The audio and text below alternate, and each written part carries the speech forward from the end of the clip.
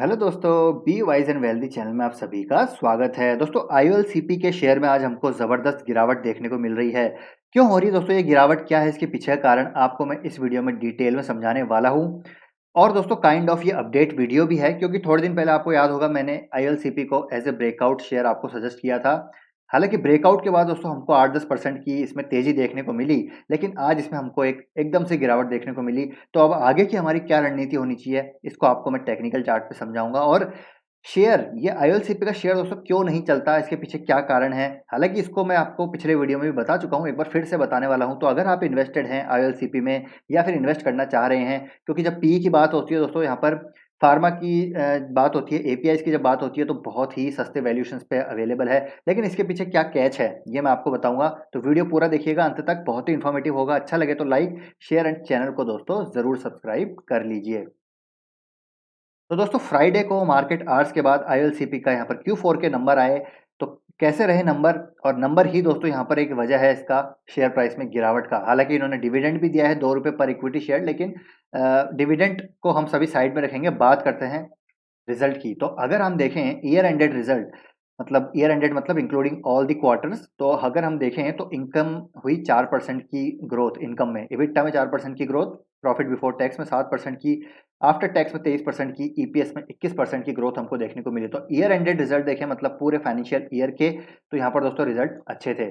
लेकिन quarter ended result की बात करें, मतलब पिछले साल के इसी क्वार्टर में और इस साल के मार्च क्वार्टर में जो है रिजल्ट अगर देखें तो रेवेन्यू में जरूर 4% की बढ़त देखने को मिली, लेकिन अदर मैट्रिक्स आप देखेंगे, चाहे एबिटा की बात करें, profit before tax, after tax और ईपीएस की, हमको यहाँ पर दोस्तों गिरावट देखने को मिल रही है, वो भी अच्छी खासी। इसके पीछे दोस्तों सबसे बड़ा रीजन ये भी है कि इनके जो एक्सपेंसेस हैं अब की बार काफ़ी ज़्यादा उसमें इजाफा देखने को मिला, चाहे हम कॉस्ट ऑफ रॉ मटेरियल की बात करें, चाहे चेंज इन इन्वेंट्री की बात करें, यहाँ पर इसमें हमको इजाफा देखने को मिला। तो इनके रिजल्ट में यहाँ पर प्रॉफिट में थोड़ा सा हमको उसकी वजह से प्रेशर देखने को मिला।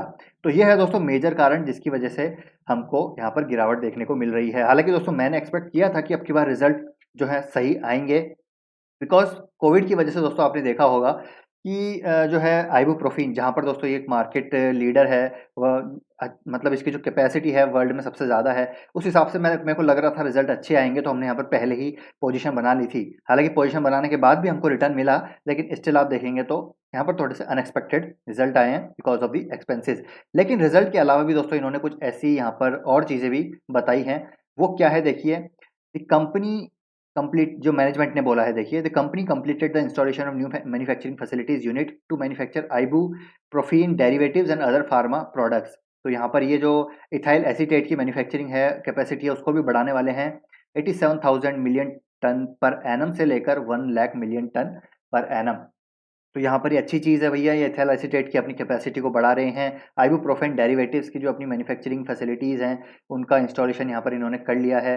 और यहाँ पर जो है गावापेंटीन की भी दोस्तों ये मैन्युफैक्चरिंग फैसिलिटी जो है सेटअप कर रहे हैं, और अदर फार्मा एपीआईज और मल्टीपल फार्मा प्रोडक्ट्स। तो ये सारी चीज़ें हैं जो कि अच्छी चीज़ें हैं फॉर फ्यूचर। लेकिन दोस्तों अभी भी सवाल है कि भैया ये जो शेयर है चल क्यों नहीं रहा। पिछले साल से आप देखिए, इस साल भी मतलब पिछले साल से सारे जो एपीआई प्लेयर हैं, फार्मा की कंपनीज हैं, डबल हो चुकी हैं अपने लेवल से, लेकिन ये जो शेयर है इसी प्राइस पे अटका हुआ है। उसके पीछे सबसे बड़ा रीजन है दोस्तों, मैंने पिछली बार भी आपको बताया था, ये दोस्तों 80% जो इनका रेवेन्यू है आइबुप्रोफिन से जनरेट होता है, और यहाँ पर कॉन्सेंट्रेशन रिस्क बहुत ही ज़्यादा है। जी हाँ दोस्तों, कॉन्सेंट्रेशन रिस्क बहुत ही ज़्यादा, और ऐसा नहीं है दोस्तों यहाँ पर सिर्फ यही है जो आइबुप्रोफिन में काम करता है। आपको पता है विनिती ऑर्गेनिक्स भी एक बहुत बड़ा प्लेयर है।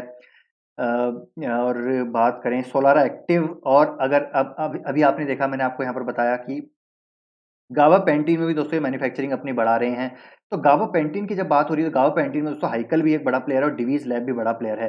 तो ये सारे सारे जो हैं बड़े प्लेयर्स ऑलरेडी इसमें हैं। तो यहाँ पर दोस्तों कोई यहाँ पर एक आप कह सकते हैं कि डिफरेंट चीज़ नहीं हो रही, यूनिक नहीं हो रही कि यहाँ पर अपने आपको ये मार्केट शेयर अपना बढ़ा लेगा, क्योंकि ऑलरेडी दोस्तों यहाँ पर बड़े बड़े नाम हैं। तो इसकी वजह से जो ये कॉन्सेंट्रेशन रिस्क है इसके पास सिर्फ आइबुप्रोफिन की, उसकी वजह से, हालांकि ये बैकवर्ड इंटीग्रेटेड है, सबसे बड़ा प्लेयर है, एक इसको वैल्यू पिक बनाता है फार्मा सेक्टर में। अगर हम इसका पी देखें तो देखिए पी कितना है इसका, ओनली मतलब सिंगल डिजिट पी है दोस्तों, मतलब कि इतने अंडर वैल्यूड स्टॉक है ये।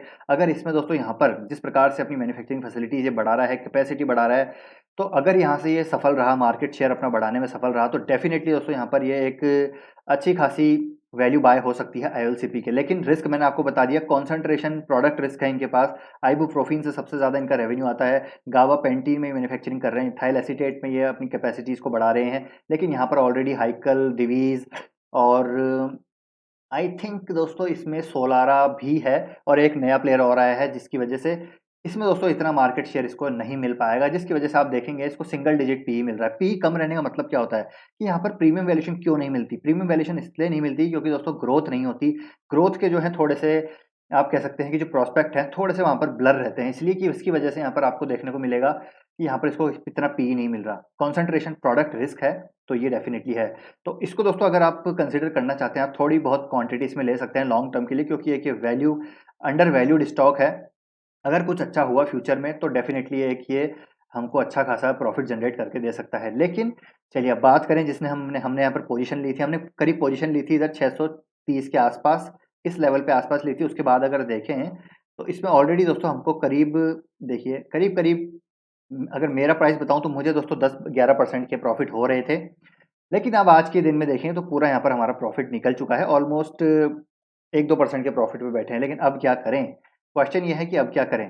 तो दोस्तों यहाँ पर देखिए रिजल्ट तो खराब ज़रूर आए हैं, लेकिन मुझे लगता है कि अभी भी दोस्तों यहाँ पर जो ये बाइंग हुई है, ये इतनी जो बाइंग हो रही है, ये कुछ ना कुछ यहाँ पर संकेत दे रही है इसमें फ्यूचर का। अब ये दोस्तों इनसाइडर इन्फॉर्मेशन हो सकती है, कुछ हमारे पास नहीं है, लेकिन यहाँ पर मुझे कुछ ना कुछ लग रहा है। तो देखिए मैं क्या करने वाला हूँ, मैं दोस्तों इसको होल्ड करने वाला हूँ। मेरे जब तक स्टॉप लॉस हिट नहीं होगा, जो हमारा स्टॉप लॉस है करीब इसमें 600 रुपये का है, जैसे मैंने आपको बताया था। 600 रुपये का स्टॉप लॉस जब तक हिट नहीं होगा हम नहीं निकलेंगे। तो अभी काफ़ी दूर है 600 रुपये से, और हमारे बाइंग प्राइस प्राइस से भी अभी ऑलमोस्ट थोड़ा सा ऊपर ही है। तो यहाँ पर हम होल्ड करेंगे हमारे टारगेट्स के लिए।